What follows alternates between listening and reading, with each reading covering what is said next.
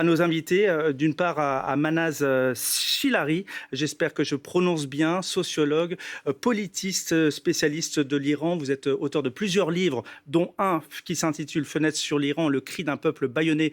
C'est aux éditions Les Pérégrines. À vos côtés, Sepideh Farsi, vous êtes cinéaste, réalisatrice iranienne. Toutes les deux, d'ailleurs, vous avez ce point commun, c'est d'être née à Téhéran. Votre point de vue, bien évidemment, est très intéressant sur ce qui se passe aujourd'hui dans ce pays. Et puis face à vous, Hugues Huet, spécialiste des questions internationales. Nous rejoindrons également au cours de cette émission Anne Savinel Barras, la présidente d'Amnesty International France. Puisque bien évidemment, je vous le disais, c'est très compliqué aussi d'obtenir des informations. Donc votre point de vue sera très intéressant. Je vais commencer par vous, mesdames. D'une part, pour connaître un petit peu quel est votre sentiment vis-à-vis de ce que l'on vit aujourd'hui et vis-à-vis des images que l'on reçoit d'une manière très parcellaire. Quelles sont les dernières informations dont vous disposez? Les images sont déchirantes, vraiment. Je ne veux pas tomber dans le sentimentalisme, mais les images sont terribles. On voit des mères qui pleurent leurs enfants et la population est terrifiée, terrorisée. La dernière nouvelle que j'ai eue avant de venir sur votre plateau, on m'a dit que les Iraniens sont terrorisés par rapport à l'ampleur de massacres et de bains de sang qui a été fait les 3 derniers jours. Sepideh Farsi, vous aussi, vous avez pu... Est-ce que vous arrivez déjà à communiquer facilement avec ceux qui sont encore sur place et dont vous êtes en lien? Facilement, non. J'ai plus de nouvelles de ma famille depuis plusieurs jours. On arrive uniquement à communiquer depuis le blackout qui entre dans son 4e jour avec des gens qui ont accès à Starlink et ils sont très peu nombreux. Qui est le réseau d'Elon Musk? Le réseau d'Elon Musk, les gens qui achètent l'accès à Starlink parce qu'il n'est pas donné gratuitement, il est donné moyennant $1 200, mais les gens qui ont moyen et après ils partagent leur accès avec d'autres personnes qui nous envoient les infos. Donc c'est des infos très parcellaires comme vous l'avez dit. Je confirme effectivement le massacre est inédit. Les gens sont terrorisés, mais ils sont quand même dans la rue. Je dirais que la pression se maintient côté population. C'est quand même extraordinaire de courage. Que sait-on justement, Hugues Huet, face à ces images qui nous parviennent? On le voit des réseaux sociaux. Quelle est finalement l'ampleur des manifestations en Iran, sachant qu'aujourd'hui même, il y a des contre-manifestations? Oui, alors les contre-manifestations, c'est courant. Moi, lorsque j'étais en Iran en 2009, donc juste après, juste au moment de la réélection contestée d'Ahmadinejad, qui donc avait débouché sur de très nombreuses manifestations, des violences, des massacres. Enfin, c'est le scénario qui se répète toujours, même si cette fois-ci, il semble avoir atteint une ampleur sans précédent. Les images que l'on voit là, ce sont des images en direct qui nous proviennent donc des manifestations pro-régime. Oui, c'est ce que je disais, c'est un grand classique. Ce sont les affidés du régime, ce sont les familles des martyrs qui sont, oui, des obligés du régime puisqu'ils en tirent des bénéfices. Donc voilà, on ne va pas forcément dire que ce sont des personnes qui sympathisent avec ce régime qui est détesté aujourd'hui par 80 à 90% de la population iranienne. Ces images, oui, elles sont difficiles d'une part donc à parvenir. On a du mal à les avoir et ensuite il faut les authentifier. Par exemple, on a vu ces images et on va peut-être les revoir, les images de la morgue de Karizar, donc à côté de Téhéran. Ces images, moi, je les ai vues arriver dès vendredi. Mais ça n'a pu être authentifié que ce matin, avec certitude. Hier soir. Ouais, exactement. Des images à l'intérieur de la morgue, ce sont ces images-là que l'on voit. Et encore plus impressionnant, c'est les images à l'extérieur de la morgue où il y a des centaines et des centaines de corps qui s'amassent et qui sont... et où donc les proches, les familles ou les personnes qui ont des disparus au sein de leur famille, eh bien, essaient de voir si ces personnes sont présentes. Donc voilà un petit peu comment ça se passe au niveau des images. Un dernier mot, sur le bilan actuel de sources sûres, on est à plus de 500. Ça va certainement dépasser les 2000, 2500 en réalité. Voilà, plusieurs centaines de morts et effectivement différentes ONG parlent de peut-être, et donc c'est à confirmer dans les heures qui viennent, de plusieurs milliers de morts. En quoi ces mobilisations diffèrent-elles justement des précédents mouvements de contestation que l'on a connus en 2009, en 2017, en 2019, voire même en 2022, en termes de sociologie, de revendication et de durée? Qu'est-ce qui est différent? Déjà, il faut dire que ce sont les manifestations, les mouvements de la part d'un peuple qui, depuis 15 ans, tous les 2 ans, tous les 6 mois, tous les 4 mois, est dans la rue. Et à chaque fois, ce peuple est réprimé. Donc, c'est la continuité de ce qui était avant. Ce n'est pas quelque chose qui arrive du ciel. Mais la différence, vous avez parfaitement raison de souligner, il y a aussi des divergences, des différences. La chose la plus importante cette fois-ci, c'est qu'on est après la guerre de 12 jours. Pendant 12 jours, les Iraniens ont vu à quel point la République islamique était un château de cartes. La République islamique qui perd ses généraux, ses 50 généraux en espèce d'une demi-heure. Donc, la peur est tombée. Les Iraniens se sont dit, mais bon, c'est ce régime avec cette image terrorisante, alors ce n'est pas aussi fort que ça. Donc, autrement, le troisième facteur que j'aimerais bien que ça ne se démentit pas, c'est la présence de Donald Trump à la Maison-Blanche qui s'est porté comme le soutien du peuple. Je souhaite de tout cœur que les Iraniens ne soient pas déçus. Mais si jamais Donald Trump ne soutient pas et ne soit pas à la hauteur de ses promesses, ça va être une catastrophe pour les Iraniens parce que ce mouvement va être à nouveau réprimé. Aucun peuple dans ce monde ne peut résister face à un régime sanguinaire qui tue sans hésitation.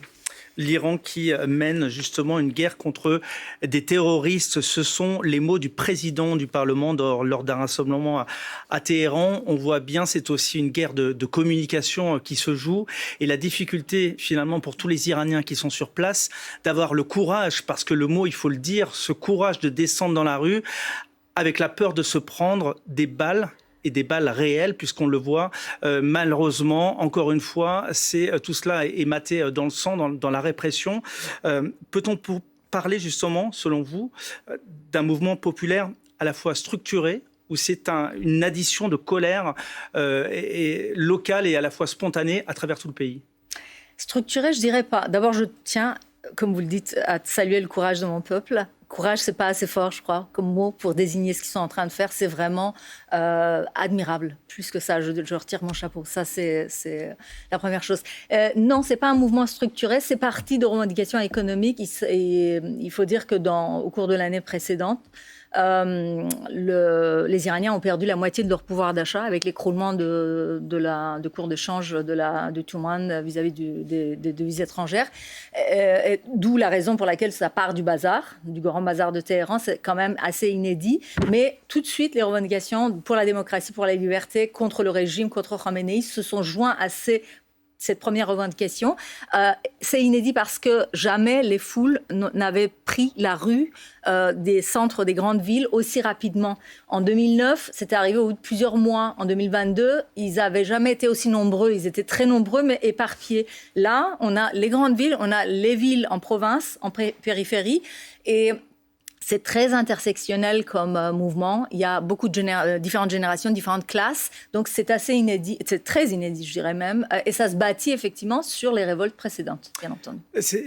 On va s'intéresser à la suite, en tout cas des slogans dans la rue qui à la fois défient les mollahs, mais défient également le Shah. En tout cas, son successeur. On va s'intéresser à son fils, le fils de l'ancien Shah, et la figure qui est en exil de l'opposition, et notamment aux États-Unis. Il est âgé de 65 ans, il s'appelle Reza Pahlavi. Il réside donc près de Washington aux États-Unis. Il a notamment appelé le président américain, justement Donald Trump, vous en parliez tout à l'heure, à intervenir dans son pays d'origine. On regarde son portrait, on en parle juste après, il est commenté par Tiffaine Le Riche. Dans les rues de Téhéran, ce drapeau orné du lion solaire, l'emblème du pays avant le régime des mollahs. Ou encore ce slogan « C'est la dernière bataille, Pahlavi va revenir ». Reza Pahlavi, c'est l'homme sur ce portrait qui appelle les Iraniens à sortir dans la rue depuis plusieurs jours. Il faut se préparer à prendre les centres-villes et à les contrôler. Reza Pahlavi est le fils du dernier Shah d'Iran, renversé en 1979 par la révolution islamique. À 65 ans, il représente aujourd'hui un espoir pour une partie des Iraniens. Mais peut-il réellement incarner une alternative au régime des mollahs ? Reza Pahlavi avait tout juste 18 ans lorsque son père Mohammad Reza Shah est renversé. Lorsque celui-ci meurt un an plus tard, Reza Pahlavi est déclaré souverain à son tour, un titre qui n'est pas reconnu par le régime iranien en place. Depuis, Reza Pahlavi vit en exil aux États-Unis. Il y suit des études de sciences politiques et épouse une avocate américano-iranienne avec laquelle il a 3 filles. Proche du monde occidental, il dialogue notamment avec Donald Trump, dont l'armée a pourtant bombardé le pays en juin dernier. Sur X, il enjoint le président des États-Unis à intervenir face à la situation dans le pays. Monsieur le Président, ceci est un appel urgent et immédiat réclamant votre attention, votre soutien et votre action. En 2023, Reza Pahlavi se rend même en Israël, ennemi juré de Téhéran, et y rencontre Benyamin Netanyahou. Une attitude qui contribue à faire de lui un personnage controversé en Iran. Mais Reza Pahlavi pâtit aussi du souvenir de la police politique et de la dictature qu'exerçait son père. Ceux qui ont scandé un certain nombre de slogans pro-monarchiques sont souvent des jeunes. Il n'est pas certain que leurs grands-parents valident forcément cette option. Aujourd'hui, Reza Pahlavi a indiqué son souhait de rentrer en Iran bientôt, lorsque la révolution iranienne, dit-il, aura triomphé. Voilà, et c'est toute la question, quand cette révolution iranienne pourra-t-elle triompher? On se posait la question justement tout à l'heure. Peut-il, à vos yeux, mesdames, incarner justement cette alternative? En tout cas, ce qu'aujourd'hui nous entendons de la part des Iraniens, en tout cas la manière dont ils s'expriment, parce qu'on a affaire à un peuple qui parle, qui s'exprime. Ce n'est pas un peuple silencieux. Donc, on ne peut pas parler à leur place. Eux, ils s'expriment. Et j'ai pu remarquer à travers mes contacts qui ne sont pas peu nombreux, ils sont assez nombreux. Alors, j'ai remarqué, malgré leurs différences, malgré leurs tendances diverses et variées, ils ont décidé de choisir un leader, de se solidariser avec Reza Pahlavi et de traverser cette période grave et difficile et sanguinaire pour renverser le régime grâce à avoir un leader. Donc, ils désignent leur leader. C'est le peuple iranien qui le fait. Enfin, ce que nous entendons dans la rue de Téhéran, dans la rue des grandes villes iraniennes, nous entendons comme ça. Et moi, je ne parle pas à leur place parce qu'ils sont assez grands pour parler, ils se sont exprimés, on les a entendus d'une manière très, très claire. Leur leader est Reza Pahlavi. Même si cette figure est aussi contestée en interne, on rappelle qu'il propose justement d'être, en tout cas, la figure de transition si effectivement ce régime tombe un jour. Vous souhaitiez aussi apporter votre pierre finalement à tout cela. Selon vous, il représente aussi une alternative ?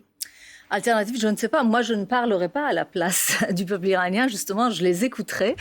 Il y a une partie des gens qui réclament le retour de Reza Pahlavi, le fils du Shah. Mais il y a beaucoup de gens qui disent d'autres slogans qui sont d'abord pour la liberté, contre Khamenei, évidemment, contre le régime, mais qui ne réclament pas. Et il y en a qui disent ni Shah ni Mollah. On l'entend aussi. Donc, et Femme, vie, liberté, qui est un slogan quand même très différent de Javid Shah. Et je souhaiterais revenir sur la séquence d'intervention militaire américano-israélienne du mois de juin, qui n'a eu comme effet néfaste que de renforcer le régime et d'accroître la répression. Donc, je ne suis pas sûre du tout qu'une intervention militaire étrangère serait la meilleure chose à faire. Certes, il faut aider le peuple iranien, il faut le soutenir dans sa lutte, mais de différentes façons. En cessant de commercer enfin avec le régime, en rétablissant l'Internet, en isolant le régime davantage, en faisant libérer les prisonniers politiques, en envoyant une commission d'enquête, en aidant au peuple iranien de traverser cette phase sans intervention militaire, parce que la guerre, la bombe n'apporte pas la démocratie. On va poser la question à Anne Savinel Barras, qui est donc en lien avec nous, et votre point de vue en tant que présidente d'Amnesty International est effectivement importante.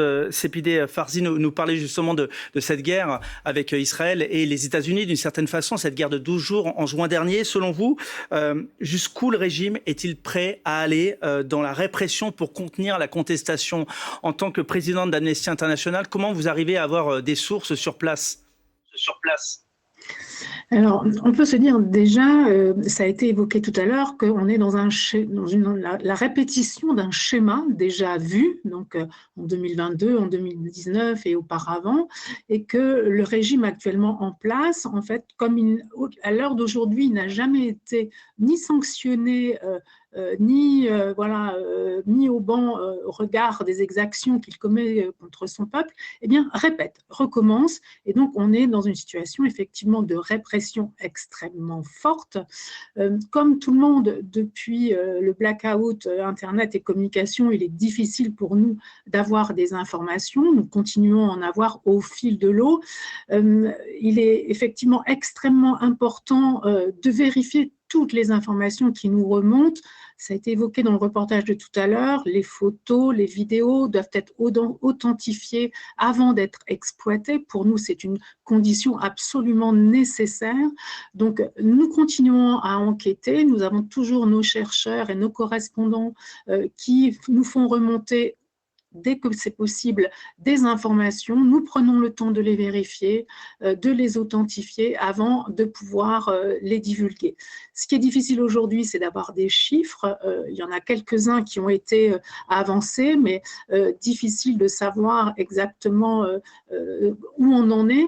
Je dirais en complément de ce qui a été évoqué tout à l'heure, de ce qui est particulier dans cette situation, c'est que 27 régions sur 31 en Iran sont concernées par les manifestations et on voit, y compris dans des petites villes, des petits villages, les gens sortir dans la rue, oser contester.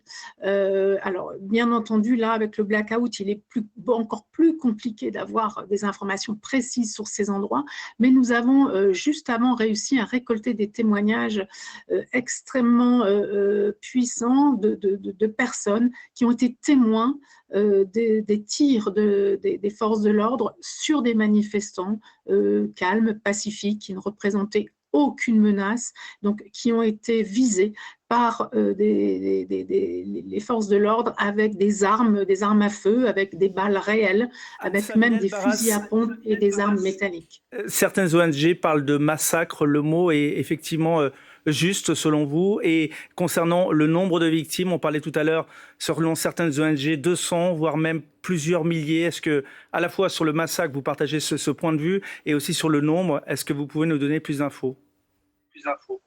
Bien sûr que c'est un massacre. À partir du moment où on tire à balles réelles sur une foule pacifique, c'est un massacre. Et en dehors, en plus de ces tirs, donc des personnes tuées, des personnes blessées, il y a aussi beaucoup de personnes qui sont disparues. Donc ce qu'on appelle chez nous les disparitions forcées, les gens qui, à un moment donné, disparaissent à la vue de tout le monde et dont on méconnaît totalement le devenir. Donc des arrestations, des disparitions, des blessés, des tués. Oui, nous sommes sur une situation de massacre, encore une fois, comme on a pu le voir précédemment. Merci beaucoup Anne Savinel-Barras, je rappelle présidente d'Amnesty International, et n'hésitez pas à revenir sur notre antenne pour nous donner plus de précisions concernant ce qui se passe en Iran. La coupure d'Internet est-elle, selon vous mesdames, et vous aussi Huguette, un aveu de faiblesse ou finalement une stratégie désormais rodée d'un pouvoir iranien qui est aux abois ? C'est un signe qui montre que la République islamique n'a absolument aucune hésitation pour massacrer sa propre population. C'est pourquoi les Iraniens qui sont en Iran, qui ont un discours totalement différent par rapport aux Iraniens qui vivent dans les pays libres et démocratiques au calme, ceux qui sont sur les balles réelles, ils n'arrêtent pas d'évoquer R2P. C'est le principe moral et politique qui autorise la communauté internationale à intervenir quand un État n'est pas capable d'assurer la sécurité de sa propre population ou bien un État qui procède à des massacres. La plupart des Iraniens avec qui je suis en relation, ils sont en train de répéter le hashtag R2P for Iran. Ils veulent une intervention militaire de la communauté internationale, parce qu'ils sont sous les balles réelles, parce qu'ils sont en train de mourir, parce que le régime a donné des coups de grâce à des blessés. Ils ont tiré des balles dans la tête des blessés hier. Alors, dans cette situation, évidemment, monsieur, le discours est totalement différent par rapport au discours des Iraniens qui vivent au calme dans les pays tranquilles, comme en France ou bien comme ailleurs, et qui disent non, les Iraniens doivent faire la révolution eux-mêmes.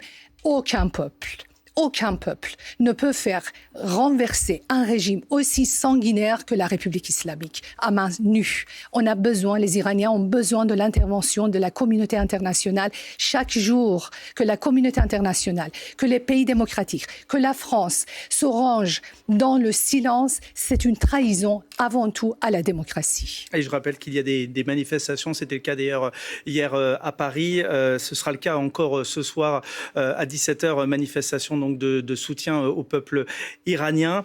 Je voudrais signaler une autre manif qui aura lieu le 18 à 15h à Place de la Panthéon, organisée par LDH, FFDH et d'autres organisations iraniennes.